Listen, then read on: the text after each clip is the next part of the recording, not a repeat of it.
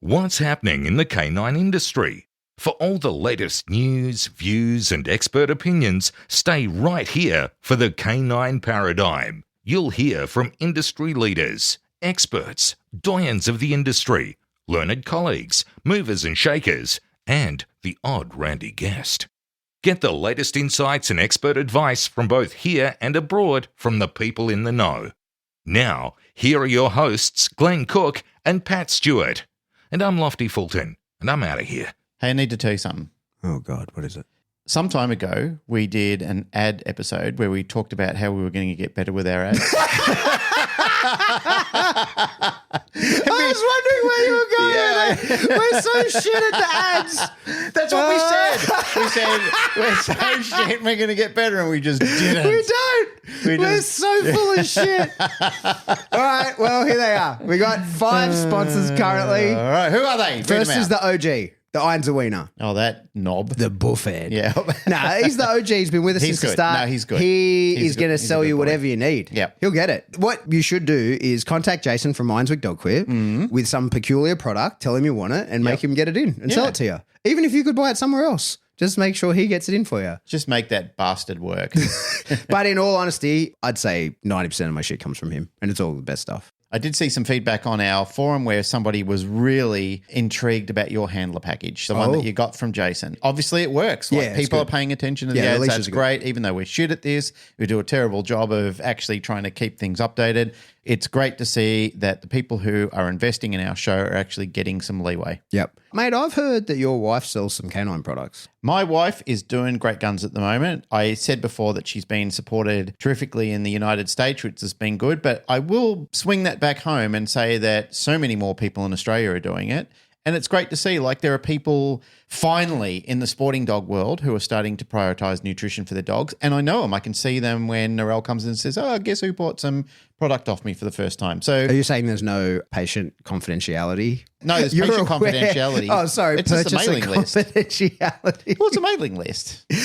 Are you aware my dog is taking pee, collagen, and what's the other thing he takes? Antinol. Yeah. Yeah, it's been on that. Antinol is not Narelle's business, but I've got to do a shout out for Antinol. They are absolutely fantastic. They're very supportive of our show. Whenever we've done seminars and so forth, they have been first to dip their hand in their pocket. They are very generous with their product. But let me just say, all that aside, their generosity and their advertising and marketing, let me just say on the other side of that, their product is amazing. Yeah. Like, it does work. It's very beneficial. For sure. It's one of those things where they say Antinol for every dog every day.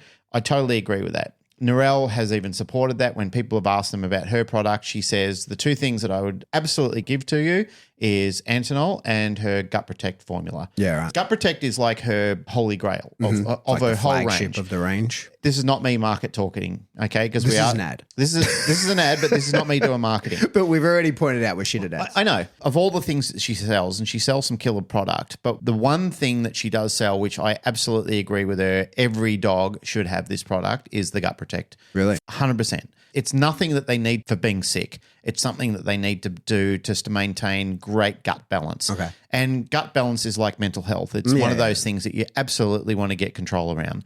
So products like Antinol, great for every day. Gut Protect, great for every day. There's other products that aren't even related to hers called Rosehip Vital and stuff like that. Absolutely fantastic for dogs to be on every sort of day. But I know there's other people we need to talk about. If you want to learn more about Narelle's products, go to our website, canineceuticals.com. I think it's You'll figure it out. It's .com or .com.au. It's one of those. No one types that shit anyway. Everyone just Googles it and then goes, just Google it. You'll find it. Hey, George Kittredge, I reckon we should get him on the show. We should have George Kittredge on the show. Not only is he devilishly handsome, but he's got a fantastic, one-of-a-kind product that I've never seen replicated anywhere in the world. You and me were getting a car ride by him. We got to see the prototype firsthand. And then his bike got stolen with the prototype on it. It did. Remember that? Yes. Yeah. But anyway, George has Rowdy Hound Dog Box. And so it's a crate that goes on the back of your motorbike so that your dog can go everywhere with you. And it's cool as shit. It's a great idea. You should totally get one. Tailored Canines in Canada. Yeah. Do you know that Taylor from Tailored Canines is hosting Jazz Whiting later in the year? I do know that. Yes, I saw the ad. Very good. Yep. Not only is she doing great stuff with her Tailored Canine, her training business, but she's also getting a fantastic trainer over there to help with her tailored training. She is. And finally, Barbara de Groot The sugar mama from the Heart Dog From Training. the Heart Dog Training. Just fucking throws cash at us. Just supports the show. God bless her. Yeah. I think later on in the year when Narelle and I are over doing a seminar with Melanie Benware, Barbara de Groot is coming over. Wonderful. I think she has put down a like, and I said, you better come, sugar mama, and she gave me a thumbs up. So hopefully she's going to be there and I can give her some love to repay us for all the kindness and support that she's thrown at us and ask nothing in return. All right. That's our ad. Yeah. That one's good to go for at least another 4 years. You'll hear from us then.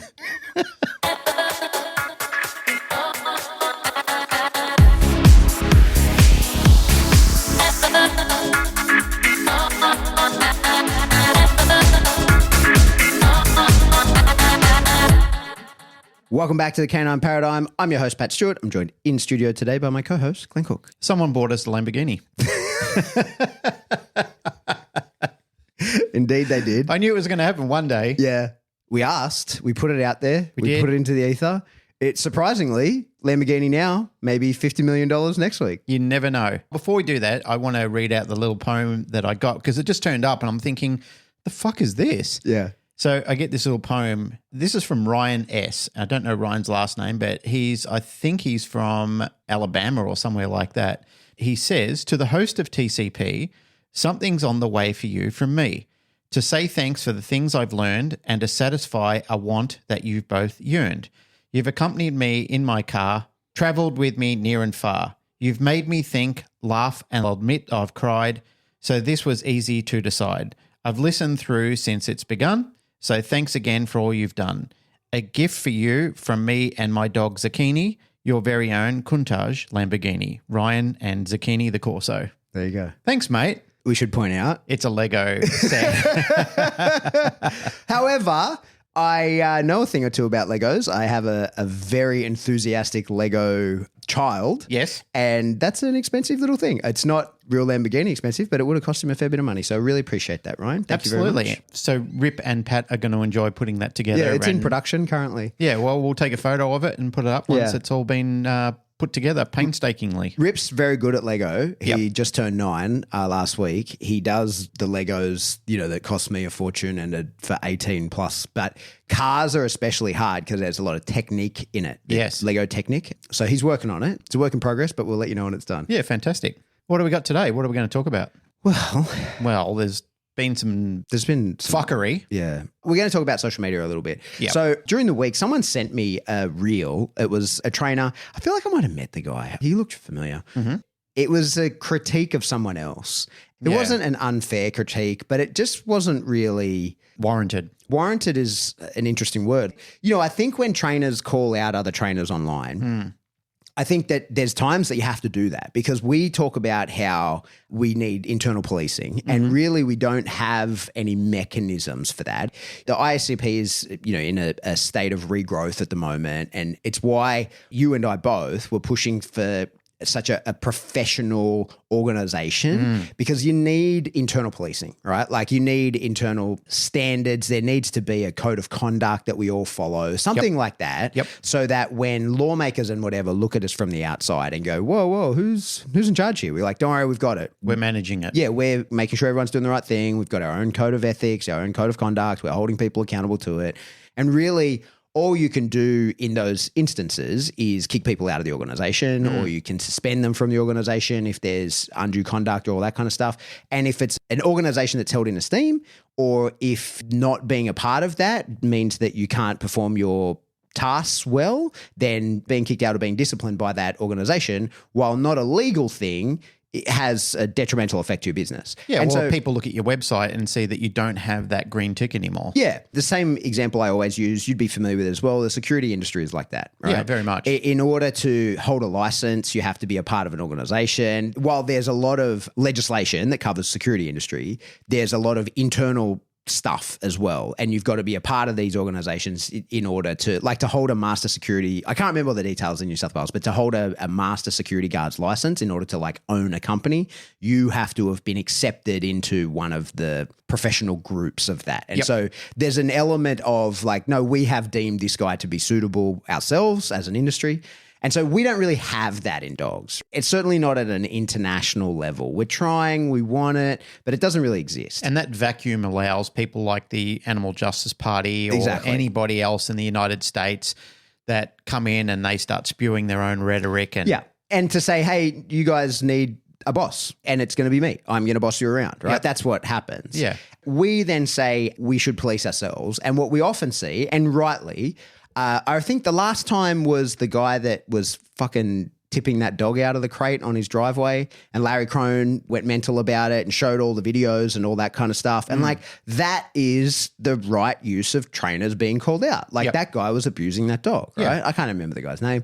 And prior to that, it was the chicks with the fucking Corsos. You remember them that were... I think the dog daddy fit in there. Well, the dog daddy's nonstop, right? Like he continues the whole time. Because the thing is, like, what the dog daddy does is shitty training, but in every one of those terrible videos, the dog's coming at him. Dog daddy's a whole nother topic. Right? Yeah. And then prior to that, it was probably like the guy with the wiffle bat. You know, remember that? Oh, like bonking the dogs on the head. And so that was in Las Vegas, I think it was. I can't remember the chain, but it was a chain business.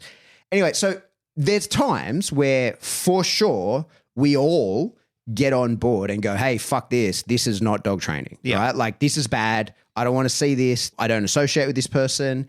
And we as balance trainers have a level of responsibility in doing that because we use the tools. We do the things that some people just look at. Like the very notion of owning a prong collar or an electric collar to some people is considered abuse, right? Yeah. But so is not feeding a dog when it demands food to some people. You know, like that's a slippery slope of what is abuse. And so we are constantly saying that it's important that we make those calls. When somebody is doing terrible, terrible dog training, we point that out and we go, hey, this is not okay. This person, while we have no power to do anything about this, we're not the police, you should call the police. If you see something like this, this is something that should be reported. This isn't real training. This isn't how we use the tools. That's really important. But then when you're like making the same fuss about like, I don't like the way this guy used a fucking clicker, it's a little bit to me the boy who cried wolf. And I think that we're putting ourselves in a tricky situation in doing that sort of thing. So I got sent this video and I watched it all the way through because someone sent it to me and wanted me to comment on it, right? And it was a friend that sent it to me. It wasn't like a rando person. So I was like, okay, well, I will watch this all the way through. And then I was like, I looked at the guy doing it and I was like, man, I feel like I know that guy. So I went to his feed and I watched a few more of his videos, which is similar. And then I'm in the loop. So now my whole fucking feed, my whole Instagram feed has gone from meditation tips and dogs doing cool stuff to this guy's videos. Well, not just to this guy, but to dog trainers critiquing other dog trainers and these reactions and these basically call out videos. And, you know, some of them were not worth calling out. Are the people that are doing the calling out, are they in a position of experience? That's a great question, right? I don't know. I didn't recognize many of them. That doesn't mean that they're good, bad, or otherwise. It means that I can't really comment on that. And what I didn't want to do when this was kept coming up in my feed, the last thing I want to do is click on their fucking links because then I'm going to see more of it. We've talked about social media and how it works before, but to sort of recap in case people, you know, don't know, I curate my Instagram feed pretty heavily. It's because I get sucked into it. And I, like everybody else, have found myself 2 hours into my poo with numb legs, staring at my phone, just going, what the fuck have I become? Yeah. And if I'm going to go down that rabbit hole, the way I know like I've gone too long is when I hit conspiracy theory TikTok and people start talking about the Illuminati. It's not even TikTok. I don't use TikTok, but like even it's on Instagram. As soon as I'm hearing about the Illuminati or Flat Earth. Nah, Flat Earth is a funny one. What's the other thing the Anunnaki? Oh, yeah, the Anunnaki. Yeah. So listen, I've got my own opinions on the Anunnaki, right? But once I see a reel that's talking about the Anunnaki, I kind of snap out of it and I'm like, oh, wait, have I been here for 2 hours? What's happened? Why are my legs numb? I can't get off the toilet. What was the guy who did InfoWars? What was his name? Alex Jones. Alex Jones, yeah. Well, you know you've gone too far when Alex Jones appears in your feed. Like Alex Jones never appears in my feed. I think he's persona non grata of the internet, right? He's not allowed. he got wiped. He got properly cancelled. Yeah. But that was another big tech concerted effort. Anyway, before we start talking about the Anunnaki, we're going to keep carrying on. Although I'd love a conversation about the Anunnaki. If we could turn this into the Anunnaki podcast. Anyway, so I didn't click on any of these things. I watched a few and then was like, oh, what am I doing? And I just tried to flick by them. And since, because this was a couple of days ago, I've had a bunch more come up and I flick past them because I really heavily curate my Instagram feed because I need it to be things. If I'm going to get suckered into that, I want it to feed my mind a little bit rather than just turn my brain into mush to the point where like I'm in a bunch of group chats with like army buddies and stuff. I never click any of when they share a reel in there, I never click it because I'm like, I can't watch war footage. I can't watch because it's all them sharing stuff from like the Russia-Ukraine shit with each other and talking about the specifics of certain things. And I'm like, I can't watch that shit. Not like any sort of trauma response thing. It's I'm too interested in it. And then suddenly that will be my whole feed and I just can't lose that time. Careful. You've been called out before for not caring or not showing empathy in those wartime scenarios. I have. Yes. That was another weird circumstance. Even though that's not what you said. Yeah. And it was completely blown out of context. Well, no, what I said and I maintain is that I don't have an opinion because I don't have all the information. Yeah, and that really upset someone saying that I should be standing up for a particular side in a particular war. And I was like, hey, I don't know anything about that. I feel very comfortable in reserving the right to hold no opinion. Marcus Aurelius, the greatest emperor the world has ever known, said it was okay. I'm going to go with what he said over what some lady on the internet attacks me over. And so did George Cullen, one of the greatest political comedians of all time. He just said the only news that you'll get is what's garnished from the elites, which they will decide what you hear and what you read. I can go into detail now. It's probably not worth talking about now, but there was a time when I could speak fluent Pashto. I could understand fluent Pashto and I could speak like a 2-year-old. Like I could convey the message of what I needed to tell you, right? And I could understand a conversation and know what was going on, not all the detail.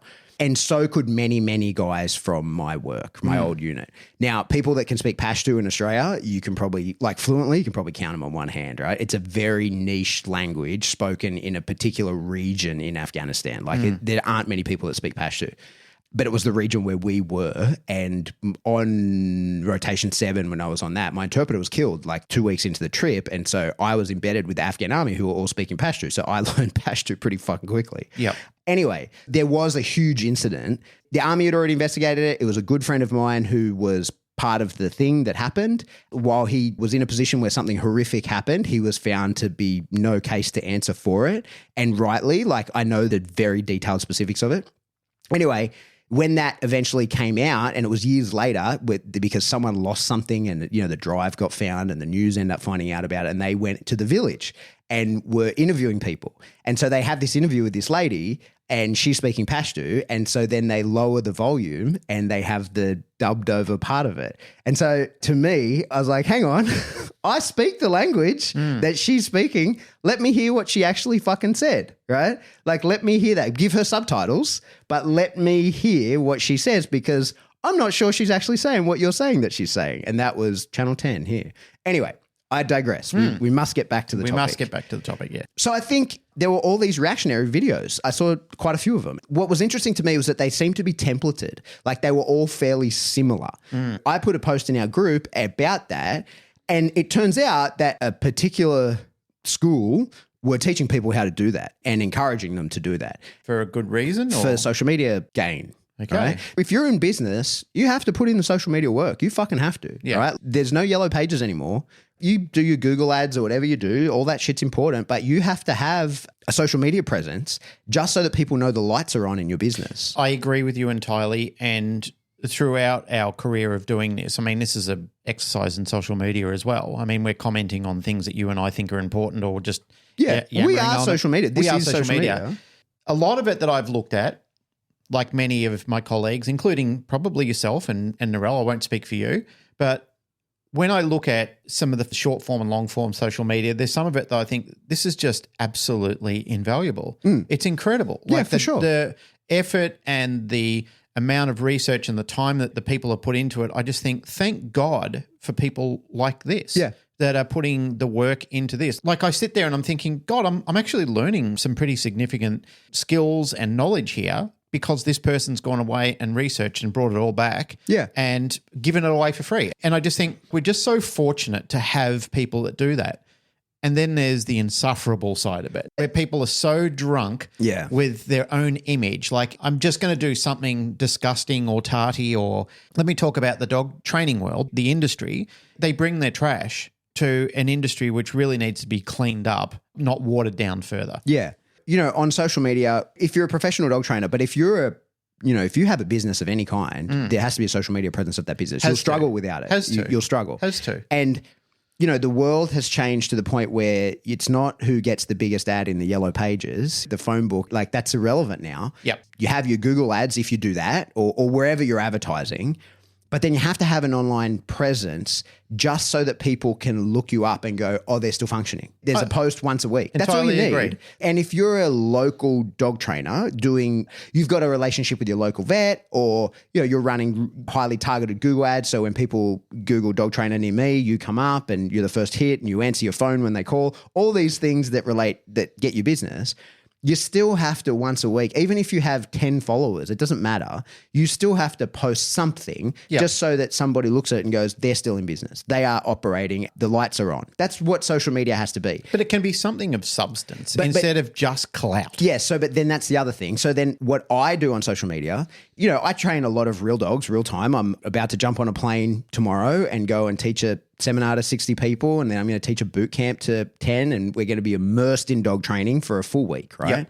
But also I have an online course and a big chunk of my income comes from the selling of that online course. And so my social media is, as you said, like I film a bunch of training. I used to make it myself, but thank God, and I love him. I've got Theo who is editing that stuff for me, and he's putting together that, which means I'm able to post way more. I'm sort of, I'm able to post every day at the moment, and it's decent stuff because it's explaining stuff to people for realsy, and then that's cut up. The whole point of it, to sort of show behind the curtain, is like, this shouldn't blow anyone's mind, but the reason I have that is it's a trust funnel, like to people who don't know me, haven't trained with me, as well as, one of the main reasons I started posting a lot of training footage on social media was, we talk a lot of shit. We talk a big game about dog training and position ourselves as people who are good at it. Well, there has to be some fucking evidence of that, right? So I have to put video up of me training my dog. And then lately, because my dog is kind of aged out, I'm not really training my dog so much anymore. I'm training other people and their dogs. So that's what I'm posting, right? And so what I'm doing is I'm showing like, hey, this is my skill set. My skill set is here. Take it or leave it. And if you like this stuff, you can follow me. And the goal is that when people follow over time, they get to know me. The stuff that I post on social media is not made for social media. It's just a real session that was filmed. Now, the guys that at club and places where I'm filming, they're clever. They ask me questions, right? Like they ask me questions. Leading questions. Yeah, that they know the answers to, but they just want to give me the opportunity to answer the question in front of them. Yep. That creates what's called like a trust funnel. People then watch a bunch of my videos. They click the link in the bio. They end up on my mailing list. They get sent even more information for free. And then eventually the idea is that eventually they go like, oh, I would like to see behind the paywall, and they buy my online course, right? That's business, right? Like that shouldn't blow anyone's mind. So there's nothing wrong with that in what you're doing. Everything that I've seen and I've audited of yours, I've looked at and I thought, geez, you're giving away some incredible value. That's the idea. Right. I understand that it is one of those boxes that you want to tick where if you're interested, here's my website, here's my courses, book me for a seminar, et cetera, et cetera. Yeah. And they'll find all that themselves because they're in the funnel. They've brought themselves and they've indoctrinated themselves into what I'm doing. I'm totally on board with this and I totally agree with you. As a business, there are a lot of checks and balances that you have to put in place to stay liquid. Yeah. And, I would love Narelle to do much more of this. She's got a lot of incredible knowledge, as you have and as I have. Between the three of us, we've got incredible database of knowledge and history that we've done over periods of time. But I would love Narelle to do more of that. But she lacks the confidence to do it. Like getting in front of a camera to her is just like she cringes the entire time she's doing it. Even though she's doing her Thursday thoughts every Thursday and she's putting them out, like it's a struggle for her to do that. Yeah, yeah. And yet she's one of the leading people in dog supplementation and dietary requirements, definitely in Australia, if not part of a collective of the most intelligent people in the world. But for her, she suffers doing it. Yet there'll be somebody that knows 1/100th of what she's doing that is like thumping out fucking reels of garbage that are just occupying space that is flooding the market. Yeah. That's a whopping thing that's happening in the dog training space as well.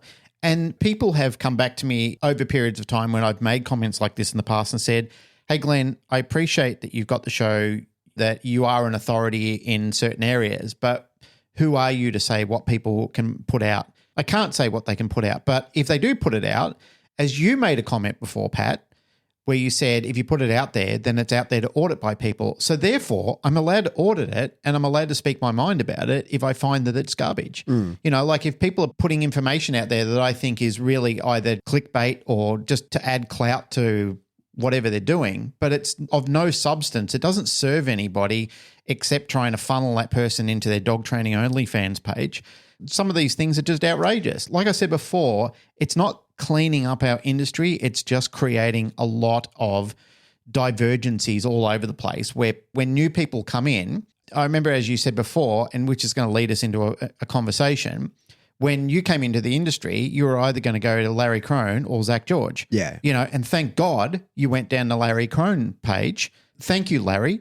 I know that you do actually. Well, not me, because I was like, it was pre-Larry doing what he does. But people these days, for sure. You People Google these days, dog yeah. training, that's what you're going to find. Yeah. As I said, I know Larry does listen to the show. He's a friend of ours and he listens as well as we listen to his content. But mate, thank you for at least being a funnel away from things that Zach is saying, because recently he just said something which I will hand over to you. Well, let me carry on about social media because there's some more stuff to put into it. Okay. Yep. I think one of the things that's really interesting, especially TikTok and Instagram, part of the dopamine of how they get you to make the content, right? So when we look at social media, they need us as much as people need them, right? Somebody has to be making this shit, right? Somebody has to be making the content in order for you to digest it. Yep. Now, I remember being on Instagram pretty early, a long time ago, before I was even into dogs properly. I only followed a few people and my feed would run out. Back then, you don't look at something like that once every couple of days. My feed wasn't bottomless. I would pretty quickly run out of, like, I've seen all the things that the 8 people that I follow have posted. Yep. Whereas now, like, that never happens, right? It's an infinite scroll. There's an infinite amount of content that's going to be served to you in one way or another. And I think one of the metrics that keeps people posting is you can see the views. Now, your views aren't real. It counts as a view if somebody watched like 3 seconds of it. You get attributed a view even though they didn't see it all the way through. They didn't necessarily show any interest in it. You have no idea, really. I think Instagram does a little bit now. TikTok, quite famously, would give everybody one viral reel, So within your first 10 reels that you or things that you posted on TikTok, whatever the fuck they're called, one of them would get an insane amount of views. And that is the jackpot, right? Yep. Like that's you being jackpotted into wanting to post more and more and create more brain mush that people want to digest. So the number of views on a reel is often used as a metric of success of how it went, right? But you kind of got to look at it, especially for us as business owners and people who are using it professionally in order to train dogs. It's like, okay, but not all views are created equal. And an outrage view is going to count as a view and people are going to see it and they're maybe going to comment and they're going to get big mad about these things, but it's only going to count as a view. They're not seeing you in like the trust funnel that you're trying to create. And so, like I say, for people who have online products, then, you're showing people, hey, I'm good at online. That's the point of your page, is that you're going, hey, I've got a course. I can't show it to you because that defeats the purpose. I want you to buy it from me, but I'll show you all this other stuff that will give you an insight into my capability and understand that the course is behind the paywall. It has to be better, right? Like that's the whole point. And so when you look at my Instagram, for a professional account and a person that does this professionally, I have a pretty small account. It's like 20,000 people, right? Like, and that's 20,000 people is a fucking enormous amount of people. But, when you look at that objectively, at least 1,000 of them don't log in Instagram anymore and have deleted their account. Another 1,000 of them are people's dog's account, like they've got 3 accounts. Yeah. What their dog follows me, but they don't, and they only look at their dog thing every now and again. Then you got your friends, then you got your family. Like all these sorts of things, right? Yeah. So your funnel is actually much smaller than you think. Yeah. But the number of views that you get, that doesn't necessarily equate to any on vertical content, right? That doesn't necessarily equate to anything good, because the highest fucking number of views I've got is when I bought a new camera and I was sitting in my yard, right? Now on my Instagram, it's dog training tips after dog training tips nonstop. And every now and again I'll advertise something, and every now and again I'll put something to music because, like why not? It's fun to engage with that every now and again. I kind of like the art of doing that, I like making fun stuff. The reel I have with the most views is my dog just sitting in the sun doing nothing. The video is because I got a new camera. I was sitting there fucking around with the settings of it and I put it into log. So, like a flat color profile. And I just zoomed in on my dog and got that footage and thought, I'll go and play with that to color grade it and just, see how it goes. And then when I came downstairs, he was asleep on the couch upside down. And so I got another set of footage of him asleep on the couch and I put the two together and I put on one of them like 1% of the time and then 99% of the time because he's asleep upside down looking stupid. And then the other one, he looks really proud and good looking in the sun, right? It got the most views I've ever had. But they're just people like, oh, that's cute. They're not opening my profile. Yeah, they're not just doom scrolling through. Yeah, everybody looked at it because it looked cool and I color graded it really nice and it was kind of funny, but they're worthless views to me. They're of no substance. It maybe resulted in some extra followers. Like then people go, oh, who is this guy? I want to see some other stuff. But the hundreds of thousands of views that it got, they're worthless. They don't count for anything. And so I think what's happened, and if people are teaching people to do reaction videos to other dog trainers, is you've got to think like, what the fuck good are these views? Why do I want them? Because I doubt that too many people are watching your reaction to some other dog trainer and going, oh, that's fantastic. You're critiquing him. You're my guy, right? Like I'm going to follow you. So you might get a surge. It might give you a little bit more reach, a little bit more exposure, but at what cost? Now, unfortunately, and I know we've talked about this before, but unfortunately, the opposite is true on some other platforms where every view is fucking money. And it's not that you need to sell anything through it. It's just that you need eyeballs on it because there'll be an ad that's played beforehand. And YouTube is that platform, right? So if you've got a monetized account on YouTube, you end up with what's called a CPM. And the CPM is like cost per million. It basically is a number that you end up with of what YouTube will pay you per view on your video.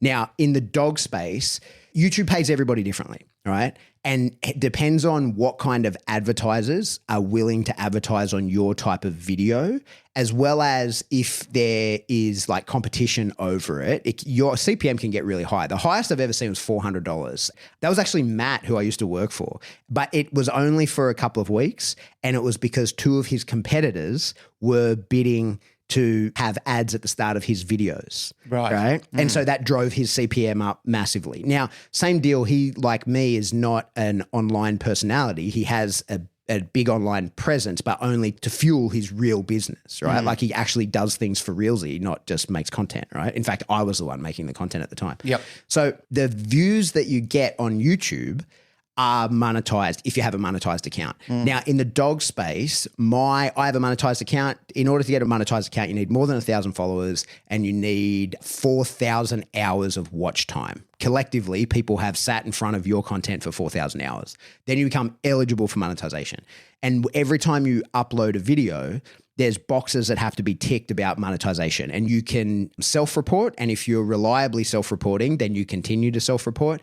If you self-report unreliably, they take that away from you, and then it's a much longer process to get each video monetized. What does self-report mean? You have to say what's in the video. Oh, right. Okay, and so for me, I tick the same shit every time I upload something. I say that there's potentially swearing in it and potentially swearing in the thumbnail, which I've never actually done, but it's the same box to tick, right? Yep. And so swearing, including the word fuck, within the first 30 seconds of a video will knock you down from the open to all advertisers to slightly less advertisers. Right. And the more boxes you tick, like, do you talk about guns in it? Are you talking about it, racism? Like, all these kinds of things. You got to tick all these boxes. Yep. And if you self-report accurately, then they let you continue to self-report. I guess the AI checks on it every now and again, but you determine your own eligibility for monetization. Right. And in doing that, you then end up with your CPM, and it's per video, right? So like each video ends up with a different ratio of what they'll pay you for it. In dogs, most people I know, mine fluctuates between like $8 and $12 per 1,000 views. Now, like when I make a video, it probably doesn't even get 1,000 views. So like I'm not making social media content to get the money from it, but there's people who do, right? And the problem that I think that we're facing online at the moment is people are competing for eyeballs, and it's tricky to get those. Well, this is the thing. So this is what we know: people are competing for eyeballs because there's fucking dog trainer schools teaching people how to make reaction content to other people's videos in order to up their views, right? We know that people are doing this. Now, like I say, on those short form contents, you're not making any money about that. You're just getting more eyeballs. And maybe 1 in 1,000 eyeballs that gets onto you goes, oh, that's interesting, I'll follow this person, rather than just goes, what the fuck, right? And scrolls past it. But on YouTube, every view counts. What they've been saying lately about the YouTube space is that your follower count doesn't even matter, really, right? So like your subscribers, you look at the big accounts, you know, like Mr. Beast and stuff like that, 270 million subscribers and like madness. Even you look at, say, like somebody who I used to watch in the camera space all the time is a guy called Peter McKinnon. He's got like 5 million subscribers, but that doesn't equate to views. And sometimes you'll see accounts that have a low number of subscribers, but they'll have insane views. And usually those people are making tutorial videos. Take, for example, I have fucked up my garage door opener 5 times in my life, right? Like you hold the button too long, it resets the whole thing. Yeah. I can't remember how to change that, right? Like I can't Find remember. someone on YouTube. Yeah, I Googled the model number and there's a video of a guy teaching you how to do it. Now, he has like 6 subscribers because who the fuck is subscribing to a guy that teaches you how to reprogram garage door openers? Yeah, you just watch it. You don't subscribe. You just watch it. But it has millions of views, right? Because it's a really helpful thing. I usually with stuff like that, I'll like a video if it's a really good tutorial and it solves the problem that I'm after. I'll usually like it or I'll comment and say, thank you, that solved the problem I was looking for. Yep. Because then a person who's scrolling through that will go, oh, this has so many, like they see the title. Yeah, that title lines up with what I wanted to know. It's got a large number of views. It's got comments of people saying, thank you, that was good. Then they're going to watch it again. Yep. And I'm helping serve that person who put in their time to create that tutorial, get more views and get their $8 per 1,000 views. What's interesting is, you know, kids watch. Have you ever seen the videos? You wouldn't. I don't know if you've seen it. Like the videos of kids playing with toys online. Oh, I know some of those kids are multimillionaires over. Well, but they don't make anywhere near as much money as you'd think because they'll end up with like 150 million views. Yep. But the CPM on like kids' views is like 50 cents. Yep. Because kids don't have money. So like you can put as many toy ads in front of that as you want. The parents aren't there to buy those things because if the parents were there, the kid wouldn't be plonked down in front of fucking YouTube watching it all day, right? So those ads are just pissing into the wind. Then nobody's clicking anything off that or buying anything off that. Anyway, all of this is to get to the point of saying, if you have been in YouTube in the early days of YouTube, where YouTube was not that many people doing it, you needed a particular tech skill set that not too many people had 10, 15 years ago. If you were even moderately good at what you did, you could become massive. And I think that's what happened with Zach George. And I watched a lot of Zach George stuff a long time ago, right? Like when I was first looking into dog training stuff online, when I first was like, oh, I'm going to try and get a better education on this and see what's available for free as YouTube was becoming more popular and for that kind of thing. Zach George had some good tutorials. He did. I've seen some of them before. And as I was about to say, is not everything that he's put out is dog shit. No. Some of it I've looked at and I thought, well, that's actually beneficial. Like for teaching cool tricks. Yep. When he had the Border Collie, I don't know the whole story. I don't really watch any of his stuff. I don't know too much about it. But like when he had that Border Collie, he would do some cool shit with it. And there were some cool tricks that were, you know, basic stepping stone tricks that if you were just a person that had a cool dog with a bit more drive than the average dog, and you were like, fuck, I need to do something with this dog. How do I teach the dog to roll over? He had some fucking cool videos on how to do that at a time where nobody else did, right? Like there weren't many people putting that out. That's right. And so because they were tutorial-based things and it was more how-tos, he got massive numbers because people would like, how do I teach a dog to roll over? Zach George is coming up. You're going to watch a Zach George video. You're going to watch an ad at the start of it. You're going to watch that ad because you've got no choice on that one. The way it works on YouTube is if the video is more than 8 minutes long, you can put an ad into the middle of it. You can choose where that ad goes. So if you're clever or you have the time, you put that at a sort of pivotal moment in the video so that people have to watch that ad and not just bounce off and they keep going. So he would have been making bank. Like he would have been balling from his YouTube videos. Yep. And for people who are regularly knocking over million plus views per video, you know, if you're getting $8 per 1,000 views, I can't do maths, but that's a good chunk of money, right? Like that's a decent bit of money. But Now everybody knows how to post shit on YouTube. Like everybody's carrying around in their pocket a device not only capable of filming the YouTube video, editing the YouTube video, cleaning up the sound and graphics of that video. That's and it's all only AI. just got better with AI now. AI has just tripped it to the next level. Mate, I use Final Cut, which is a professional level editing software. And, I use it on an M1 Ultra Mac that is a borderline supercomputer. Yep. Or was when it came out, was the Mac Daddy computer. Mate, my phone can outperform this shit now, right? Like I can get a free editing software. I can get CapCut, and CapCut can do all the same shit and it's free.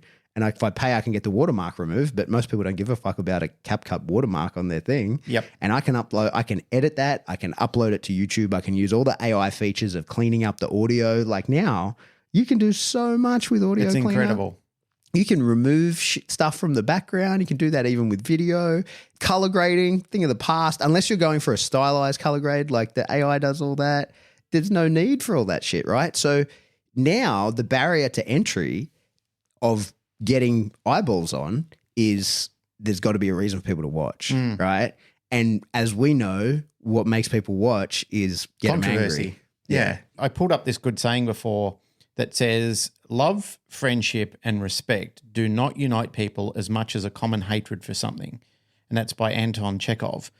It co-inlines with another statement that says, bad news will travel 3 times around the world before good news gets out of bed. If you think about many of the conversations that you have with people, you go in and have a conversation, say, how are you today? Yep, good. What you been up to? This and that. Nobody really wants to know the good things that you're doing. They want to know, like what fuckery has happened around the world. It seems to inspire more conversation. And I'm guilty of it myself. Like I've found times where... Well, it's adaptive. There's an evolutionary reason why we do that. It's adaptive. Like I'm not in danger from the good news. Yeah. I'm in danger from the bad news. So that's where my focus has to go. Yeah. If I know this, then it gives me preparedness. Yeah. Which is fine when there's 100 of us living in a tribe and where our biggest concern is how much food we have to eat, the running water, what's happening with the neighboring tribe. Are we all good with them? Like, super important that we have a negativity bias at that point. Yeah. Because life is generally pretty fucking good. But now where life is overwhelmingly positive, like we live in the most incredible world. Yeah. How do I get my heart rate going? Yeah, exactly. I got to start a fight with someone online. I don't want a real fight. I could get hurt in a real fight. I don't want that. I got to start a fight with someone on the other side of the world so that we can just keyboard at each other. So now that we've identified that, let's talk about the Zach George video, which surfaced recently, which I think is outrageous. Yeah, so I'm loath to do this. We do have to talk about it, but the problem is... Because I hate with both of us. We're driving traffic to him. That's exactly why he's done it. Yeah. But knowledge is power. The more people know like why this kind of thing is happening, and you still have the power to ignore it, right? Like we're not posting it anywhere. I got sent it. I watched it the one time reluctantly. Likewise. So there's a trick to watching stuff if you're a real fucking asshole. You know that views don't count through the Instagram viewer. If you want to watch a YouTube video and not have the person benefit from it, you should text that video to whoever you want to watch it on Instagram and watch it in the Instagram browser. Oh, right. Yeah, because then you don't get the metric. They don't get the ad revenue. Right. The ad revenue, it doesn't tie up and they don't get the money. Right. So they might get the view count. I'm not sure on that one, but they don't get the money. So just don't go to YouTube and watch the video. And the worst thing you can do, the very worst thing you can do if you don't like someone is go to YouTube and search their name. Right. That's the worst thing you can do because that shows people are looking for this person, right? So like that's the strongest metric you can send the algorithm is to search someone's name. So the weakest metric is clicking a link, right? Because it's like that took no effort from you. Someone sent that to you, that took no effort from you. But if you get onto YouTube and search the person's name, go to their channel, peruse the channel to find the video that you wanted and then watch that video all the way through, you're getting fed their shit for the next 2 weeks, right? Like because you can't send a stronger signal than that, right? Like that's very clear. I want this in my feed, right? So there's all the caveats to it in that he's made this fucking stupid video essentially calling for the end of working dogs. The level of outrage and overwhelming disgust that I had for it when I first saw it, I looked at the author. Of course, I looked at the author and realized it was him. And then I thought, well, no wonder it's just this clickbait cloutiness that I'm trying to pursue. And I just think to myself, how is it that this human being can pride himself on putting out such trash, but now after listening to the last 40 odd minutes of you telling why he prides himself on it, it's no wonder because he's making money out of other people's misery. My honest opinion on Zach, and again, like, I don't know the guy. I've never met him, never had a conversation with him, don't plan to, right? Yep. But like I said, I believe that he initially did an overwhelming good for the industry. Yep. I think that he put out a lot of really good content that was helpful to the average pet dog owner and probably improved the lives of many dogs through doing that. I truly feel that deep in my soul. But I think probably he has a mortgage that he has to pay, that he took on that liability when he was getting a ton of views, when he was making a lot more money than he is. It looks to me like he is in the death throes, like he's circling the drain, because to make that video and the outrage around it. Now, I should point out, one of the reasons I'm big pissed off about it is he stole a bunch of footage from me.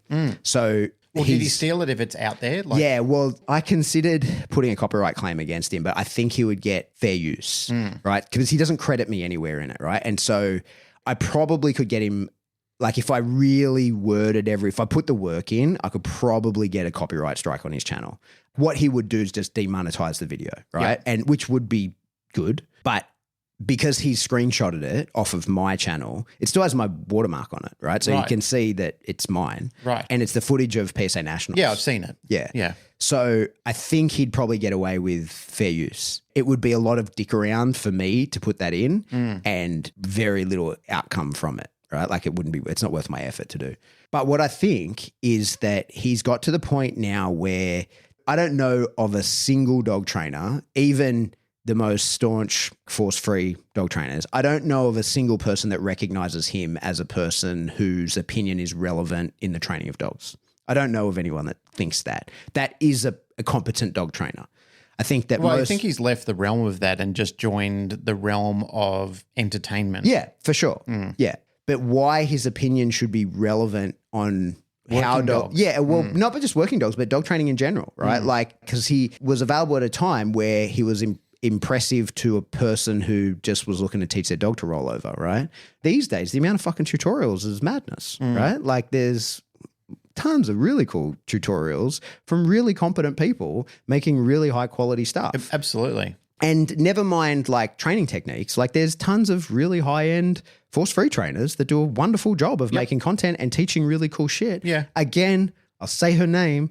If you want to learn how to use +R from a person who doesn't use tools, Sarah Brewski. it's Sarah Brewski. But she knows how to work a camera. Yep. She makes good content. She's the real deal. She actually trains the dogs the way that she says she trains them, and she trains them in a highly thoughtful and thought-provoking way. Yeah. So it's not like he's the only option if you're like, oh, but he's the only one that doesn't use tools. There are tons of people who are really good that don't use tools that have really good content, right? But I just think it's that shock and awe that people keep repeating to go there because they're kind of looking forward to, like, oh, I've heard the good news. What's the bad news?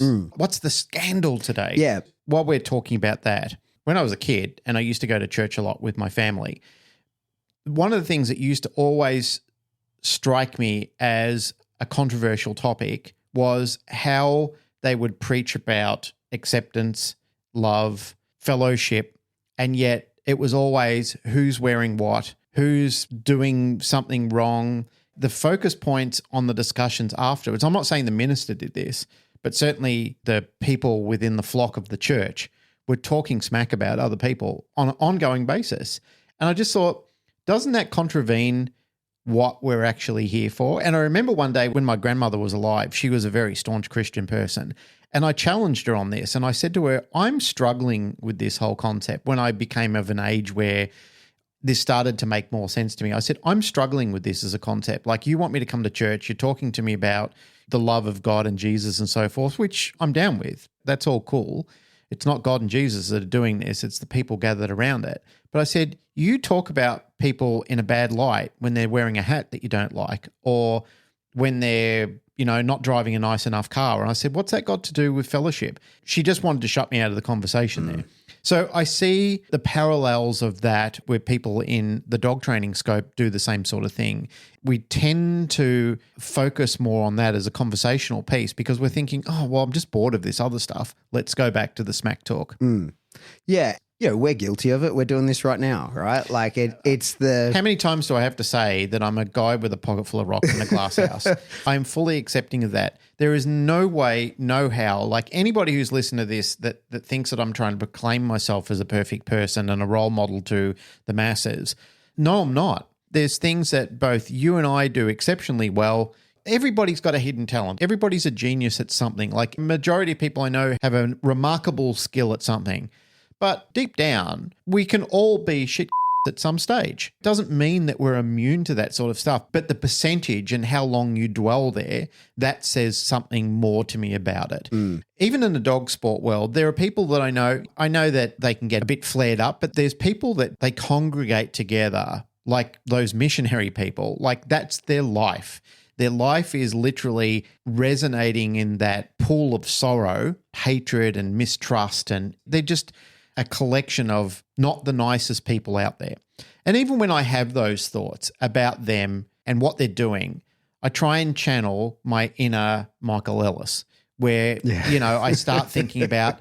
He's like a Zen master. Well, the nice thing about Michael is that when we talk about the genuine people and the real deal of it, like Michael just doesn't talk that, and this is not just blowing smoke up his ass.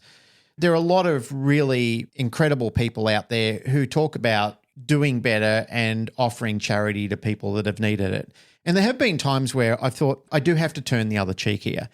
But there have also been times where myself and other colleagues in the industry have turned the cheek so many times. How many fucking slaps do you have to cop before you say, all right, that's enough? How much of a beating do I have to take from you before I retaliate? Because I'm just sick of this same process over and over again. I've given, I gave, I've tried to give again, and all you've done is reject my offerings, reject my generosity, and you've seen my generosity as a sign of weakness. And how dare you?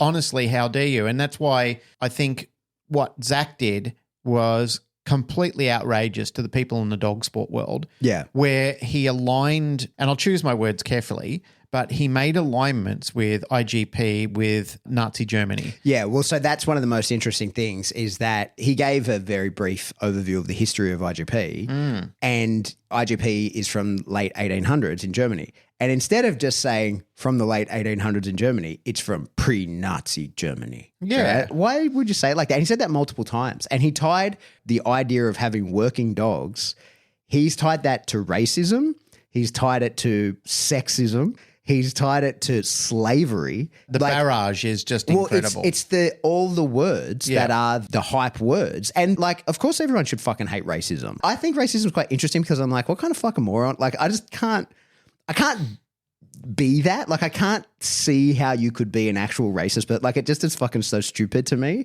But of course, that's something that everybody's outraged by, right? Like most of the planet, when you hear that there's systemic racism in something, you're like, oh, fuck. Really? Jesus Christ. Are we still doing that? And slavery as well? Like, fuck. And then sexism. Like, these are terrible things that are present everywhere in the world.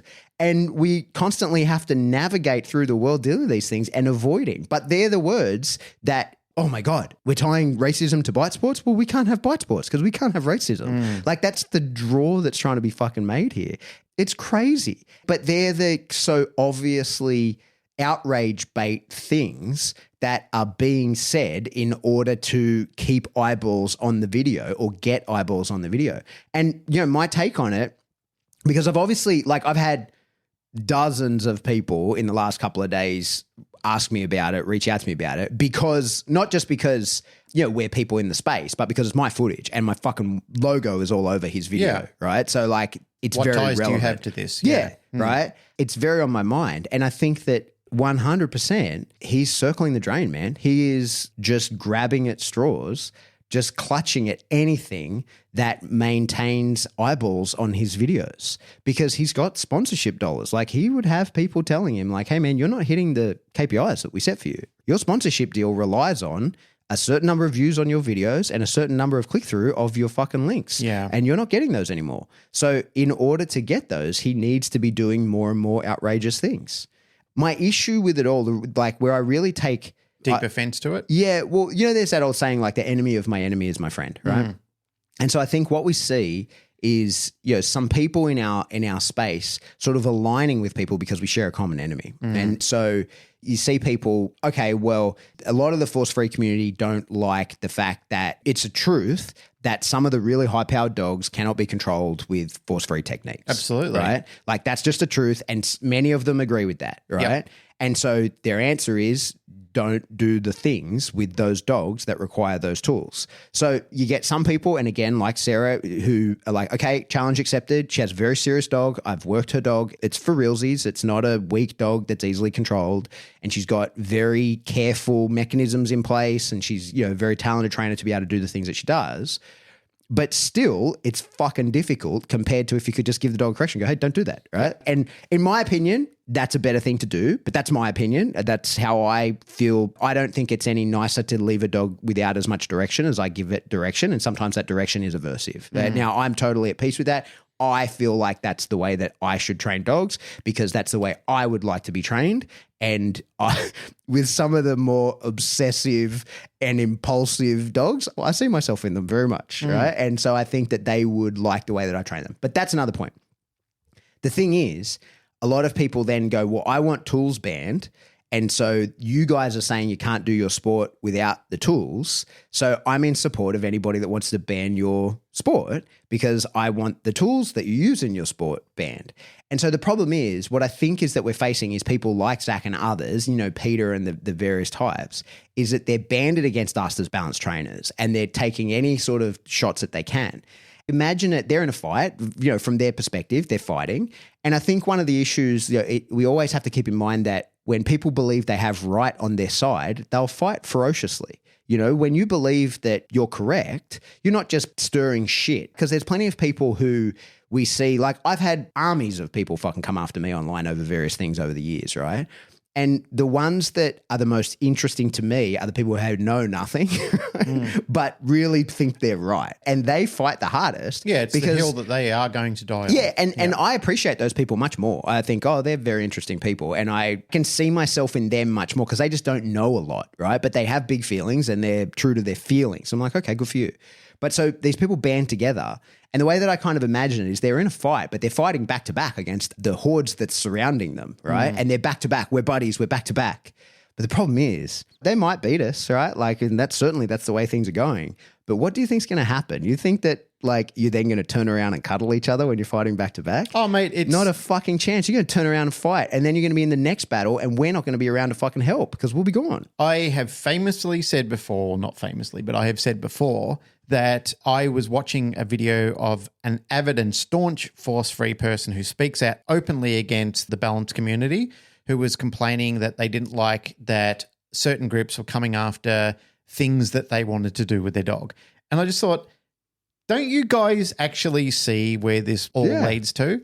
Recalling back to a couple of episodes ago where we started talking about my concerns and even thoughts where I looked a little deeper into it about the pharmaceutical companies, there's nobody yet that's come back to me of all the people that have had a discussion. And even though we might have a bit of an echo chamber, but there's still people that I believe are lateral thinking people that I've had long conversations with about this. And they said, man, I'm with you. I actually think that I don't think this is a malice thing. I just think it's a business opportunity where if you're in the way, you've just got to be taken out of the way. And if you can use the zealots, if you can actually condition people to be a part of that, removing and bulldozing you out of the way, so it takes the blame away from them, and then they become the problem, not the other people who are the good guys who can step in and say, hey, I can fix this with a drug. If you start looking at it deeply and intellectually like that, you could see why you would do it. Because if you were the CEO of that business, that's what you would want to do as well. You would want to say, I don't want to be the bad guy in this. I want to be the good guy. I want to come in with the rescue raft. I want to tell everybody the ship is sinking and get everybody to run around and do what they got to do. But I want to come in and say, hey, I can rescue a bunch of you. Some of you I can't, but there's a lot of you I can, but I'll get as many of you on board my rafts as I possibly can. And that's what they do. Yeah. You're just in the way. And we're in the way. We're presenting a problem because we're holding off. We're a resistance that's basically holding off and say, we don't need these drugs, man. We don't need them. But they're thinking, well, fuck you. We've got billions and billions and billions of dollars. Like, we control governments. We control the narrative here. You're a worm. You're a hen laying an egg inside a building. That's what you are. That's depressing a little bit. Like having to face that reality sometimes. I've looked at that and I thought, that's what some of us are to these elite people who not many people say no to them anymore. They're surrounded with so many people who say, what's the monetary figure? And they'll say, what does it get to? And they'll say, well, I need this. And I'll say, yep, that's done. As long as this happens, make this problem go away. Yeah. And anybody who thinks that I'm just talking some fantastic voyage here, get your head read, son. We're a bit of a conspiracy theorist podcast at the moment, but it's just the But do way you really- that do you- no, it's because it's all coming out. It's all the world is like, we're starting to see behind the curtain. Exactly, mate. The cracks are showing. Interestingly enough, the word conspiracy theory, it's been around for a long time, but it's been around more so since the Kennedy assassination. Yeah. And anytime anybody started to You mean when the president was killed by a lone gunman who acted totally alone? Yeah. He had no influence from anybody else. Exactly. He just woke up one day and thought, yeah. I'll kill the president, Yeah. where the Secret Service hopefully won't go near a sloped roof. Yeah.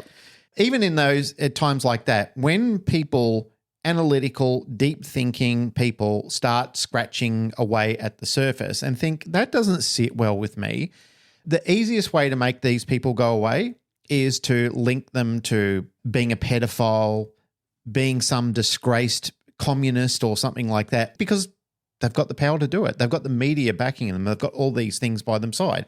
So again, you know, like I don't want to take us that far down a rabbit hole and turn it into a true conspiracy podcast. You know, like we've tried to encourage people to be deeper thinking.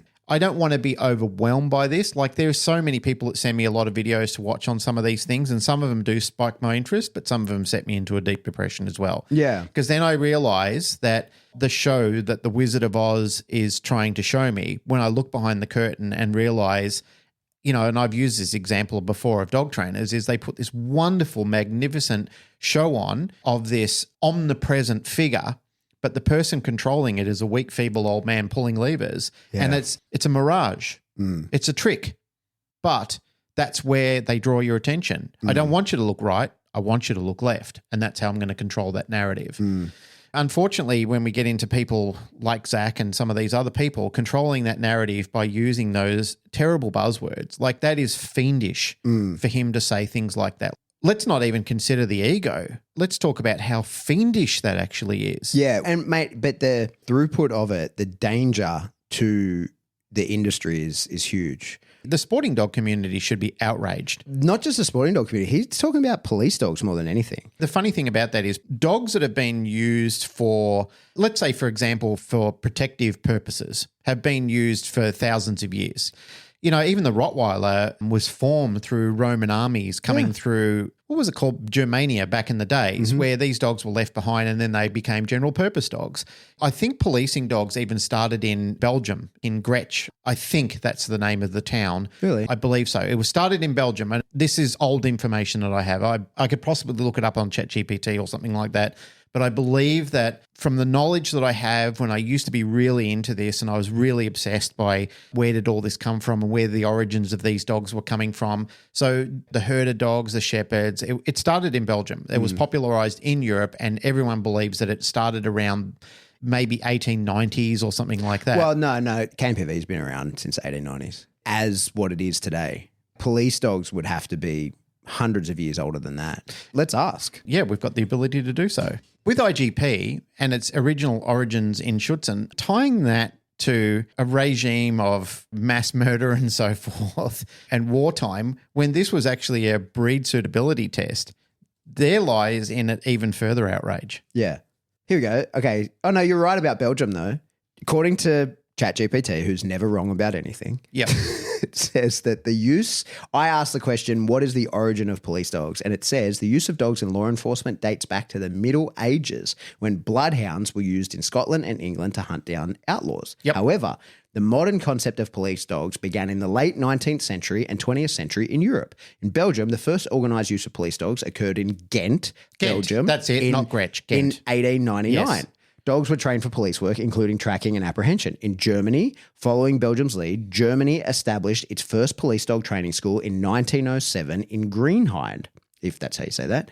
German Shepherds became particularly favoured for their intelligence, strength and versatility, becoming the prototype for modern police dogs. In the United Kingdom, began using police dogs around 1910. In the United States, the use of police dogs in the US started to take shape in the 1950s. Right.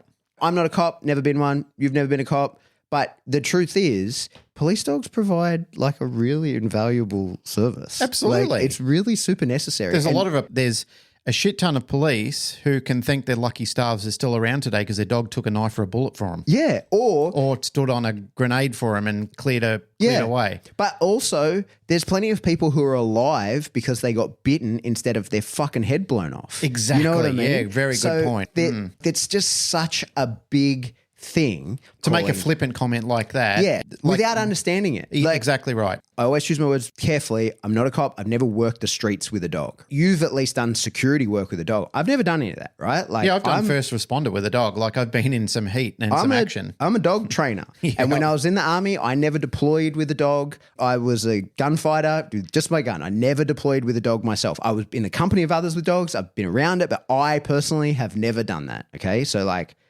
put it out there.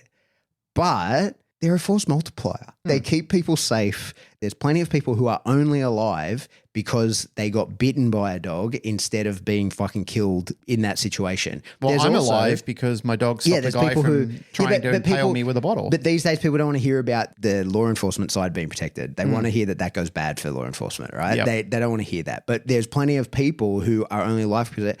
And one of the things, and this is something that like I hold pretty dear, is that I think a lot of people who are having what could turn out to be a fatal incident for them are actually just in the midst of a fucking giant mental breakdown, right? Or are in the midst of the worst experience of their life, and it's resulted in them having some like rage, anger incident, which all of us have had at one point or another, right? Like everybody has fucking gotten big mad, and hopefully you were alone in your room when that happened and you punched the wall or something like that. But if you were in a public place and people called the cops on you and then that just keeps feeding into your rage, that's how people get fucking shot dead. Yep. Necessarily sometimes because they're fucking wigging out. But you know how many of those situations are peacefully resolved by the police dog? Like, this is a thing that I'm sure Zach George is not fucking aware of, how many times when someone is fully wigged out and they cannot be reasoned with, when they see that police dog come out, how often they ask to pat the dog. Oh, mate. And you can completely de-escalate a situation with what was meant to, the dog was meant to be the situation enforcer, but because of the presence of a dog and people can find comfort in that, it's able to kick them down a gear, and we can go, yeah, man, just put the knife down and you'll be allowed to pat the fucking dog. They don't get to pat the dog. The amount of people over years, and especially more so, as you sort of start to travel through the industry and you get older and so forth, it's like listening to the stories of an old soldier. You're going, oh yeah, good on you, old mate. But you weren't there. You didn't travel that ground. There's times where people have told me stories about things. I'm thinking, mate, you're talking like a person who wasn't there, who didn't see that action. I know I stood on some of those streets. Some of the streets that you're talking about in those stories, I was there. I saw how real it was. I didn't see you there. I was there. I stood on those streets. When people are telling me other stories like this, and when my grandfather and some of my uncles used to tell me stories about wars that they fought in and some of the things they saw, I used to pay attention to that shit because I thought, wow, I wasn't there. I had no idea what that was. And even then, like, they used to keep an incredible amount of information out of my ears because I was still a young child, and they didn't want to horrify me with some of the horrible things that they had to see and deal with. And it's the same thing when I was there. But one thing that I do know for sure is what you're saying about that is there's plenty of times where I've walked around the corner with a dog and there's been violence escalating where it's immediately diffused because they've seen the dog. If I walked around on my own, it would have inflamed the situation. Yeah. Because I brought the dog around the corner, they've gone, oh yeah, let's rethink this situation. Yeah, that's right. Like, there is a mediation point even in people's minds where even when they're intoxicated, and they can be in a deep state of intoxication, and yet seeing the person, like a guy walking around the corner with a security or a law enforcement uniform on, that doesn't calm them. That doesn't usually subdue that type of person because they're ready for combat. Aggravates it. but they see the dog and there's something primordial that rocks them and they change. You know, like they look at this situation and instantly you can see, yes, I'm in a deep stupor. Yes, I have some sort of narcotic or alcoholic intoxication effect over me, but my brain mediates immediately like this is a very dangerous situation to be in. I need to rethink this. I think most people carry, the average person carries a pretty decent fear of the wolf out in the darkness. Yeah. And that is represented by the dog that is unpredictable to most people. And we're all terrified of sharks. There's plenty of people that won't go in the water because they'll get eaten by a shark. Yeah. That same land shark fear, like that's a real thing that can, obviously this is one of the things that he's talking about in a video, how it's used to intimidate people. But it's like, yeah, mate, sometimes that is the point. That's the point, right? Calling on the outrage that I spoke about before. How dare he associate me and anybody else that I've been associated with, the men and women that I walk those streets with, and all of the other people that I know who have done it through military, law enforcement, security, whatever it may be, dog sports. How dare you associate me with people that committed mass atrocities? Yeah. How fucking dare you? Yeah. That is so disrespectful for all the men and women that did that. Mate, the amount of community service that I provided when I was getting paid minimum wage, when I was a young bloke, and I was scared out of my fucking wit sometimes when I was outnumbered grossly. And thank God I had my fucking dog to save me in some of those situations. Now, I'm not going to make stories up and say that every night was trauma, but there were some fucking hotspots that I got fucking pushed into because everyone thought, he's got a capability. He can go in. We can save some money here. Great, we'll send this guy in. And I walked headfirst in it because I wasn't aware of the danger. But I became abundantly aware of it when I was fighting people off on the street with just me, my dog, and a fucking telescopic baton. Yeah. Fighting for my life. Like literally, there were times I was fighting for my life. And it was as scary as hell, man. I was young, dumb, and full of fucking bravado. And there were days where after it, I thought to myself, nothing good really came of that. Nothing good really came of that night. But there are other nights where I prevented women from being raped in back alleys. I stopped those things from happening. There were times where I made women feel safe walking them to their car. So when they came out of the nightclub and they felt vulnerable and scared, I could provide a service for them where I could help them walk down the road and wish them a good night and see them safely home. Me and millions of other people around the world have provided those services for people. How dare you fucking belittle that? How dare you make that a fucking symbolism for your fucking YouTube channel? Yeah. As absolutely disgusting. Yeah. So I think, probably we've said enough on it, but I think that it's just very disappointing. Mate, I could honestly cry right now. I mean, that's fiendish. Yeah, It's sinister. And what's pissed me off about it is that my fucking logo's in his stupid fucking video. That's what is annoying. Yeah, I know. I think just to sort of round out, I think he everything should we've said- apologize for that video. Well, I don't want to deal with him. See, this is the thing. Like, But he doesn't owe an apology to you and me. He knows an apology to people who... Yeah, but he's never going to do that. And I think that the issue, mate, is... Even doing this podcast, we're part of the problem, Well, we've just funneled. People will go and click on his link and they'll leave a nasty comment, which I don't subscribe to. I'm not asking you to do that. Don't pay any attention. Oh, you do. You do whatever the fuck you want. I'm not the boss of you. But I think that's part of the issue. And that's what I wanted to sort of explain how I feel about those kind of things. And like there's been plenty of things on social media that I've seen that like, I'm like, oh, I've got big feelings about that. And then I just scroll past it and then it's out of my life, right? like you don't have to get involved in it. And as much as I would love to confront Zach George about this and be like, hey man, like you've made a lot of big claims here. Ivan's offered to debate him and he's just carte blanche turned them down. Yeah. And so I think that's one of the issues, right? Is that I have a lot of respect for Ivan. Ivan's an incredible trainer. Yep. And Ivan sort of took him on a little bit, right? Because Ivan, I think rightly is enraged by him as much as everybody else. But in reality, I think all that Ivan actually did was put his name and Zach George's name in the same sentence. Yep. You know what I mean? That's actually all that happened. Well, he gave him his audience. Yeah. And of course, if you're following Ivan Balabanov, you're a fucking real dog person, right? Like you're actually into dogs and real training. He's not posting bullshit. If Ivan's posting something, I mean, he's got his course. That's why he has an online presence. Yeah, he's got a funnel he's got to do all into. the same shit that we're all doing, right? Yep. And he does that. The podcast that he's very clever. He asks the right questions of the right people. Some of them are fucking torture. I can't get through them. But he rightly sets people up to paint themselves into the corner, and he has other real scientists on that genuinely have the real deal information and can deliver it correctly. I truly believe that Ivan was as outraged by Zach George's ass and got into a bit of a tit for tat with him online. I don't think that resulted in any more course sales for Ivan, but what it definitely resulted in is a bunch of balance trainers then going and looking at Zach George, and Zach George makes money out of that because he's not selling you anything. He's buying your attention. And when you give him your eyeballs. Yeah, that's it. And because then, you know, you're going to watch YouTube videos. There's going to be an ad for dog shit food in front of it. There's going to be an ad for a stupid bed. He's going to try and put you into his community of poor brainwashed people, which you're obviously not going to go into. And then he's also going to get his YouTube ad revenue. So there's a bunch of things that he gains from doing this, and we're feeding into it. But that's why I wanted to set the whole front of this episode up to explain to you, like, that's what's happening if you go and watch that video. Now, I watched it. I did watch it. Fucking oath I watched it because I got it sent to me by a bunch of people, and it has a bunch of my footage in it.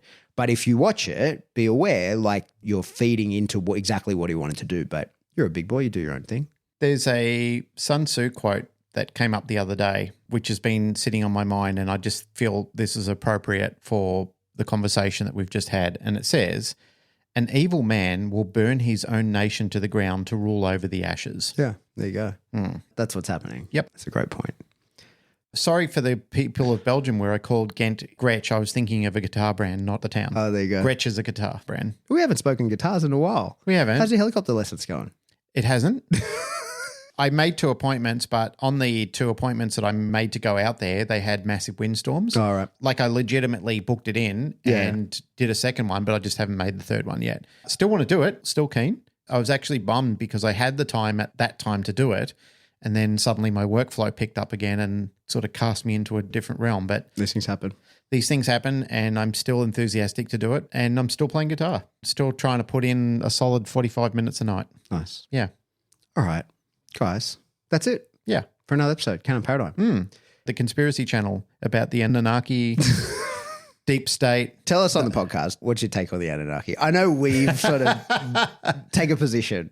Real or not real? For me? Yeah. Yeah, real. Real. For sure. Yeah. We got 10 minutes before we got to go Okay. train dogs. Let's go deep conspiracy for 10 minutes. You thought the podcast was over. You're wrong. Yeah. This is deep conspiracy now. Now we're Last getting 10 to minutes. harp radio dishes and everything.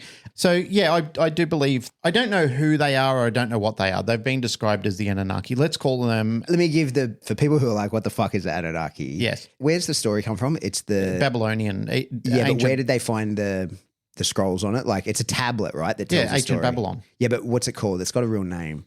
Sumerian. Yes. Yeah, the Sumerian tablets. That's right. Sumerian scrolls. Yeah. Okay.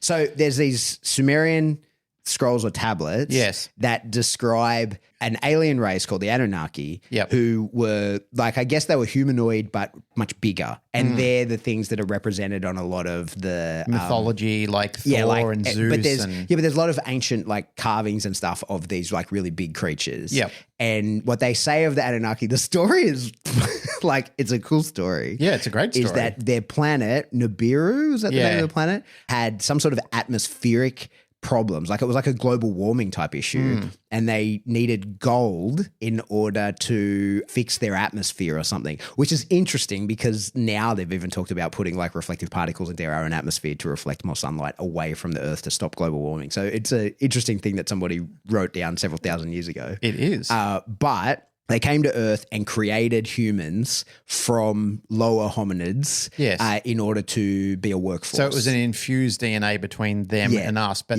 they also capped our intelligence. Yeah, and shortened our lifespans. They would live for tens of thousands of years or something like that. And so, at least 3 to 4, I think. Yeah, and so there's a story of a king that ruled for 20,000 years or something like that. But so they then created us to be their workforce. For whatever reason, it all broke up or whatever. True or false? True. You're in on it? I'm in on it. I'd like to be in on it. Like, I deep dived on it. I spent weeks after work just researching on it. There's some genuinely creditable... We were being taken seriously until a few minutes ago. There's some genuinely creditable people who have spent a long time like doing their theses on it. These people are not just stupid, whacked out people who sit around watching Star Trek in their underwear all day. Like these people are deep thinking people, and they just can't get past the fact that ancient tools and even the way the scrolls were derived and the mining that was going on back then, like who did it and how did they do it? Their thoughts behind this, when they have looked deeply into it, is why isn't it being discussed more? And why have we been encouraged to look away from it? Like, why did that happen when there was a lot of ancient knowledge that could be shared and divided amongst humanity? So, but then other people might say, well, the reason we've been encouraged to look away from it is because it's not true. Yeah, it's not true. It's nonsense. I'm not a scholar in it in any way, shape, or form. I'm just somebody who has an interest in it. It's not something that I want to become overwhelmed with or occupy my daily life. Like it's not something that I jump on the Reddit and Anarchy channels. Before I say that I absolutely buy into it, what I'm saying is I find it plausible. Yeah, I think that's the punchline. Yeah. And it's fun. Yeah, and it's fun. It's interesting to think that the world has been around a lot longer than what we've been told. Yeah. When you're looking at carbon dating and fossilization and so forth, like there's millions of years that the Earth has been spinning around in space for. Well, the Earth's been, I think, 4.5 billion years that Earth has existed. This has no ties. It's just a movie. But if you look at the movie The Matrix, when they talk about... Do you know, I watched that last night. Did you? I started watching it with Rip. Rip wanted to watch it. He watches Teen Titans. Yeah. And there's, which is a kid's cartoon. Yeah, it's a show. Teen Titans. Yeah, but there's a kid's cartoon version of it, right? And there's a lot of Matrix references in it. And he was asking me, like, what is the Matrix? And as I told to him, the same way Morpheus told to Neo, no one can be told what the Matrix is. You have to experience it for yourself. But The Matrix was such a fascinating movie. For a lot of people, that's where I think the journey began, where people started questioning a lot more, because The Matrix is one of those movies that inspires you to think deeply into things. Yeah. As the series of The Matrix started to unfold, they talked about how there was often a reset, because as the machines became intelligent and this whole war broke out between AI and humanity, because it was going on for thousands of years, what they did was they developed a state of nirvana where they gave everybody everything that they wanted. The Smith program says to Morpheus while he's holding him captive, like, when we gave everything to you, you were just depressed. You weren't happy at all. So we had to create like a balanced equilibrium where there was good and bad, that you had to want for things, you had to earn and gravitate towards real constructive life like you used to have it. Like giving you everything wasn't the answer that you wanted. So it was interesting that even in the concept of The Matrix, whereas when you would probably think about designing a film like that, why not look at our own history and think, well, we've only been on this earth for a very small footprint. What about what came before us? Yeah, so that's what I think. Like, now we're into deep conspiracy. Stop listening. If you're listening, stop. But I reckon that we share the earth with something else. I think that what we think of as aliens are not aliens. I think that they're like maybe evolved from octopuses or something like that. So they're so far away from what we identify as a life form that we don't even understand them. And I reckon they could hold a fucking press conference and go, hey, we're going to explain to you what we are, and we wouldn't be able to understand it. Science is still confused about the DNA of the octopus. Well, this is the thing, right? So the octopus split from us at like mealworm, right? So more than 400 million years ago, they went left and we went right, or what became us went right. And I think that in the same way that you can trace our lineage back from like human to chimp and blah, blah, blah, all the way back to probably some very early mammal, like a little rodent kind of thing. Yep. I think that there's probably something that goes back to octopus. So you're just explaining away Christianity and Adam and Eve. Not really. I could talk on that as well. I think that's an interesting story as well. I've been obsessed with mythology my whole life because I like telling stories. And I think that mythology is just that. Probably nobody really notices anybody's tattoos, but all my tattoos are all my favorite stories from different mythologies. I'm very religious, but just not in the way you might think. Like, I think that all those stories are very real, but they all have their piece, and they're not literal tellings. I think that they're important things that people should know. And I think the problem with, now we're crazy down it, I think the problem with religions is that people write things down. And that was kind of the death of what religion should be. The moment you write it down, then it's that. Whereas it's meant to be the vibe of it, and you need to be able to, in the telling of the story, change the vibe or change the specifics in order to keep the narrative the same, bit so that people understand it. Because like, I don't identify with a 2,000-year-old book. It doesn't hold anything that's relevant to me, but there is heaps of stuff in there. But if people had been allowed to tell those stories would be completely different, but the context, like the message, would be the same. That's what I believe. Woo! All right. That's enough conspiracy theory. Geez, we took a turn from Zach George, didn't we? Yep. Good. It's our show. We do what we want. That's it. We're not trying to get your views. We're just waffling into microphones. So how many millions are you into the 30 to 50 million? No millions. No millions, but lots of thoughts and prayers? Lots of thoughts and prayers. Yes. Yeah. Which is cool. I actually had a shockingly large number of people reach out. Yeah, so did I. I had so many people. Like the week before, I had a bunch of people reach out, and then now I had another bunch of people reach out and say, hey, it's a good idea. And I said, so what are you down for? Yeah. I've had quite a lot of people be like, man, I'm in. I'm like, so to what extent? Yeah. Like 30 to 50 million. They're like, no, thoughts and prayers. So I was like, all right, okay. Well, we need those as well. So we'll keep collecting them. Yep. Anyway, hey, that's it.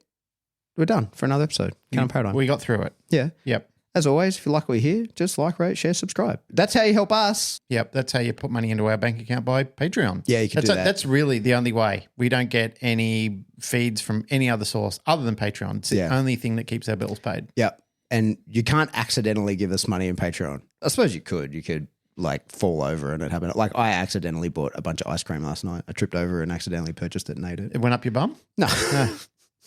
Well, most people that go into hospital at 3 o'clock in the morning just say, I fell over and this thing went up my bum. No, I accidentally purchased it and ate it. Okay, well, that happens.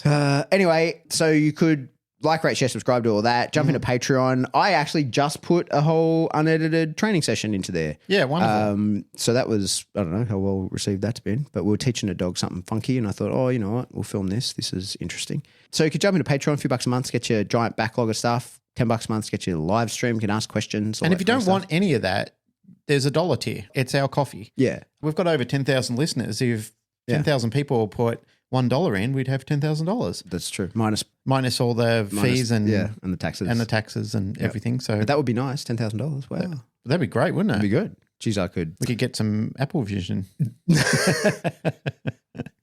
It turned out to be dog shit. Like it's useless. Really? Well, I mean, you can't really do anything with it. Like it'd be amazing for watching movies, I guess, but like I don't have fucking time to do that. I'm not doing that. Mark Zuckerberg wins again. Yeah. Yeah. The Zuck. Yeah. I think they just did that just to kick him in the go away. Yeah. Anyway, carrying on. If you want to get in contact with us, best way to do that is to jump into our Facebook discussion group. Yes. Just do some Facebooking in there. Do that. And if you want to get in touch with us directly, you can shoot us an email. We are info@thecanineparadigm.com. Hey, hope your dogs live forever. Oh, that's nice.